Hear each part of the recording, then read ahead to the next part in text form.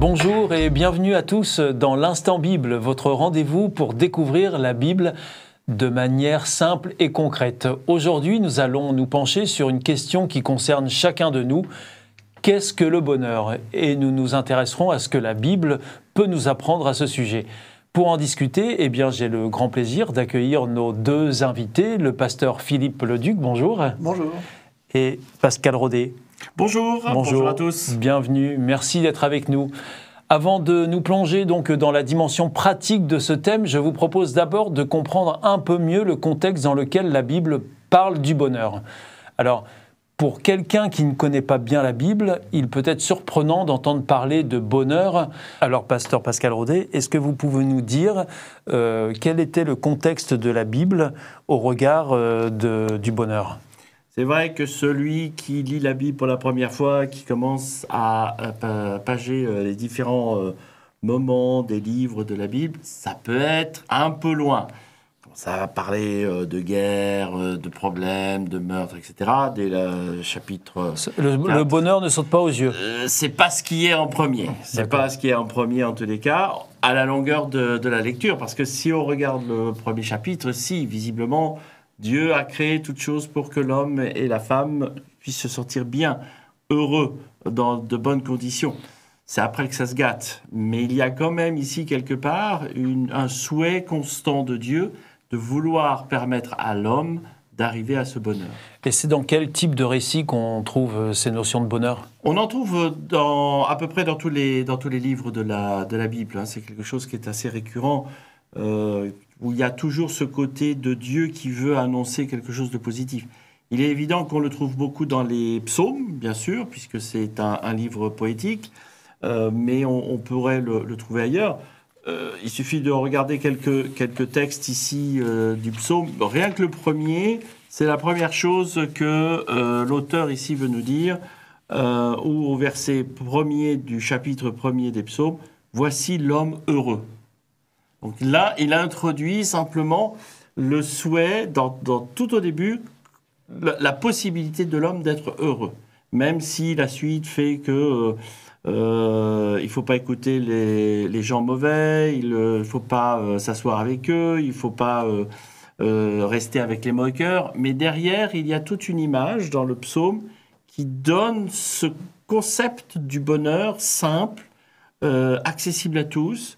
On se retrouve le long d'une rivière, tranquille, en écoutant l'eau couler. On s'abreuve de ce moment idyllique, un peu, ce paradis.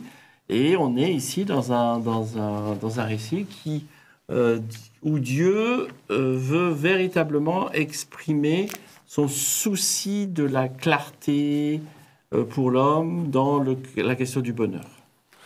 Alors, pasteur Philippe Leduc, aujourd'hui, on sait à peu près qu'est-ce que c'est que le bonheur, et encore, peut-être qu'il faudra en reparler, mais est-ce que vous pensez qu'à l'époque de la Bible, le bonheur avait la même signification ? L'homme a toujours été à la recherche de quelque chose de bon pour lui. Il est toujours à la chasse du bonheur. Et au temps biblique, c'était la même chose.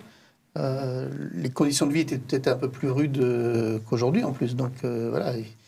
Mais voilà, qu'est-ce qu'on cherche à l'époque? Bibliquement parlant, le bonheur se trouve auprès de Dieu, c'est-à-dire proche de Dieu, où celui qui connaît Dieu connaît le bonheur.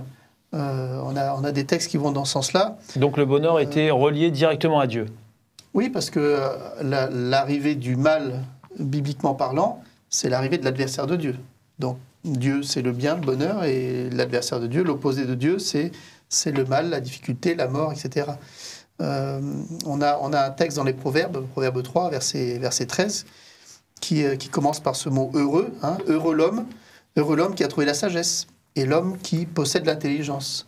Voilà, le bonheur, c'est aussi ma manière de me confronter à la vie, et ma manière dont je réagis face aux événements qui m'arrivent. Si je réagis bien avec sagesse, alors je risque d'y trouver des choses bonnes. Alors maintenant que nous comprenons un peu mieux le contexte biblique lié au bonheur, explorons comment ces idées sur le bonheur peuvent s'appliquer à notre quotidien. Après tout, nous vivons dans un monde où le bonheur semble souvent fragile ou superficiel. en quoi est-ce que la perspective biblique du bonheur, cette idée d'un bonheur profond et durablement ancré dans la relation à Dieu, peut-elle aider une personne qui, par exemple, pourrait être stressée par ses factures ou son quotidien qui apporte tout son lot de problèmes? Pasteur, il est vrai que le concept du bonheur est à définir un peu, non seulement aujourd'hui, mais aussi vis-à-vis de la Bible et des personnes de l'époque. Vous parliez des factures. Pour ça, il y en a toujours eu, des factures à payer. Même à l'époque de Jésus, même à l'époque de Moïse, il n'y avait pas d'électricité. C'est pas quelque chose de nouveau ? C'est pas quelque chose de nouveau. Il fallait quand même payer parfois la nourriture parce qu'il en manquait quelque part, donc il fallait aussi acheter la nourriture. Il y avait des famines et donc c'était un peu aussi le prix qui était très élevé de la nourriture.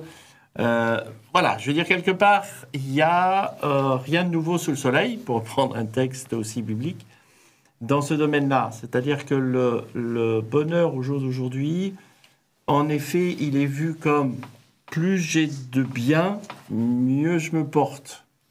Ce qui n'est pas forcément vrai non plus, puisque certains le disent.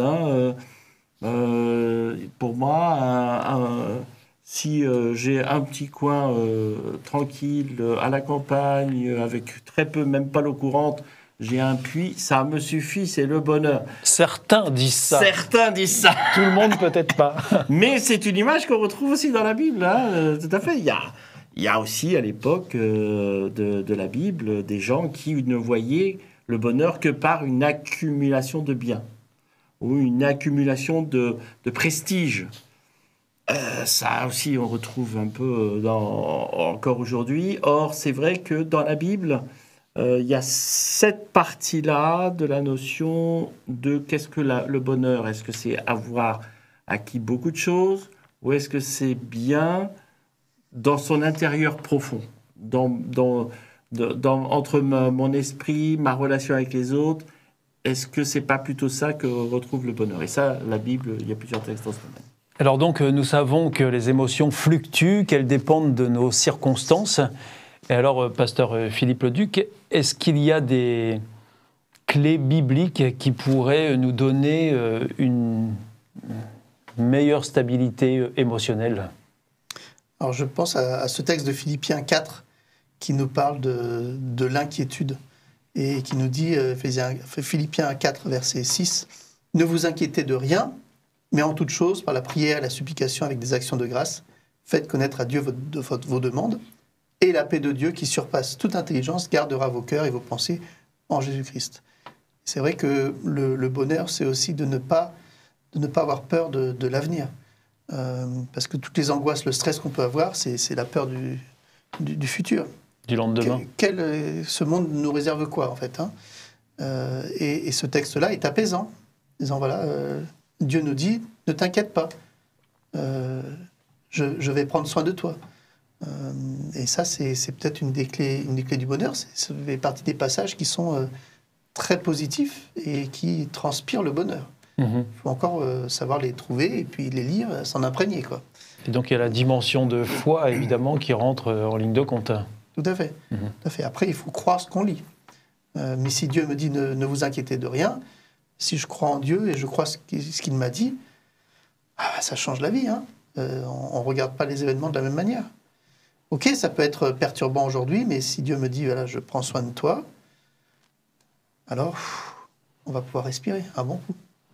Alors, Pascal Ordet, vous pensez, vous, à une autre clé biblique qui pourrait donner un peu plus de bonheur dans le quotidien? Il y a une autre clé, oui, qui pose problème aujourd'hui. Qui pourrait poser problème aujourd'hui. Et pourtant, c'est un adage que l'on connaît bien, il y a plus de bonheur à donner qu'à recevoir. Et là, c'est en contradiction complète avec l'idée de pour que je sois heureux, il faut que je prenne beaucoup. Que j'ai plein de choses. Mais c'est un adage que l'on connaît un peu dans notre société. L'idée de donner est plus fort pour avoir un bonheur que l'idée de recevoir. Ça paraît surprenant. Or, c'est un texte biblique. Ça vient de la Bible, ça vient de la Bible aussi. Cette idée-là vient de la Bible. Tout à fait. Il suffit de lire dans Actes au chapitre 20 où nous avons cet exemple-là, Actes, chapitre 20, où l'auteur rapporte de la bouche de Paul une phrase assez intéressante au verset 35. « Et il faut se rappeler que le Seigneur Jésus lui-même a dit « Il y a plus de bonheur à donner qu'à recevoir ». Donc là, quand on a ça, qu'est-ce qu'on fait avec ?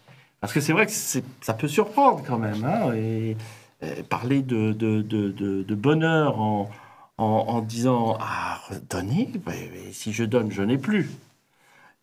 Là, il y a un concept, il y a une clé en tous les cas, d'avoir une vision du bonheur qui est peut-être à l'inverse de ce qu'on ressent dans notre société. C'est pas parce que je vais avoir que je vais être heureux, mais c'est en donnant, c'est-à-dire ma relation avec l'autre, comment je l'établis.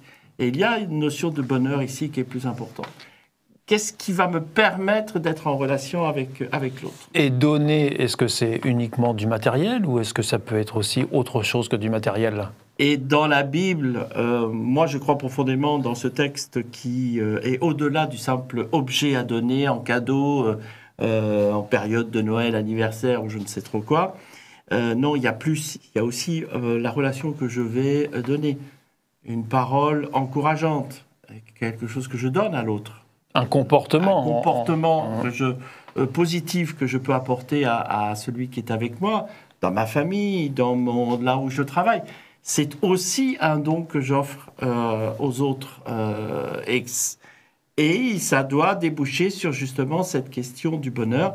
Alors c'est en tous les cas une des clés qui va me permettre de découvrir ce qui est peut-être caché au fond de moi, où il y a ce côté don.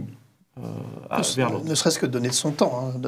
Donner de son temps. Donner de son temps aux autres, donner de son attention. Voilà. L'autre compte pour moi. Imaginez si chacun appliquait ça. Ça serait la solution à beaucoup de nos problèmes. Si chacun a plus se soucier de donner qu'à recevoir, on serait dans une société et vous avez, transformée. Vous avez une expérience peut-être à nous partager, rapide, avant qu'on termine cette émission justement sur le fait qu'il y a plus de bonheur à donner qu'à recevoir? J'en ai plusieurs. Alors, je vais éviter les stéréotypes du donner quelque chose en bien, mais plus en relation. J'étais longtemps animateur et directeur de camp, donc j'accueillais des jeunes, etc. Et à un moment donné, on vit normal dans un camp, on se partage, on est en relation, on discute, on est attentif aux jeunes qui sont avec nous, etc. Et soit à la fin des camps, soit même quelques mois après, quand je retrouve des jeunes, j'en ai quelques-uns qui m'ont dit ah oui, moi ce que j'ai le plus apprécié, c'est le temps que tu m'as donné et que tu as passé avec moi pour discuter. Moi, dans ma tête, je me dis, voilà, je n'ai pas forcément pensé que c'était quelque chose de vraiment d'extraordinaire, mais après coup, je me dis, ouais, ça fait plaisir de savoir que ça a été touchant pour la personne d'avoir donné du temps d'écoute et de partage.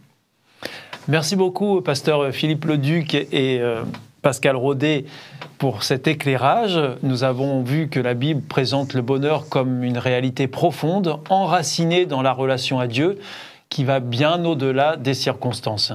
Si vous souhaitez aller plus loin dans cette découverte, eh bien nous avons le plaisir de vous offrir une Bible gratuitement grâce à notre partenaire Aube Bible, auprès duquel vous pourrez demander cette Bible. Il suffit pour l'obtenir de la demander à l'adresse qui sera mentionnée juste après. Merci beaucoup de nous avoir suivis. On vous donne rendez-vous très vite pour une prochaine émission de l'Instant Bible. Messieurs, au revoir. Au revoir.